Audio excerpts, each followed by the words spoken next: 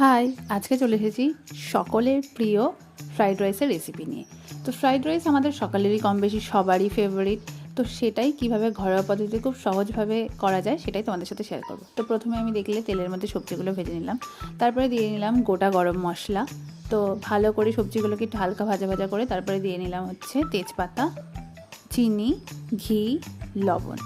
তো এইটা দিয়ে একটু ভালো মতো নাড়িয়ে চাড়িয়ে রেখে দিতে হবে। আর চালটাকে আমরা আগেই ভাতটাকে সেদ্ধ করে নিয়েছি।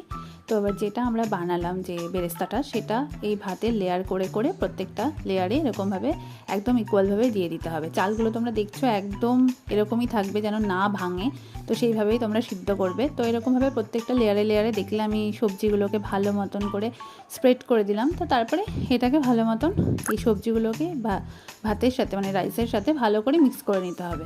একদম ভালোভাবে মিক্স করে কিছুক্ষণ ঢেকে রেখে দিলেই ব্যাস আমাদের রেডি ফ্রাইড রাইস।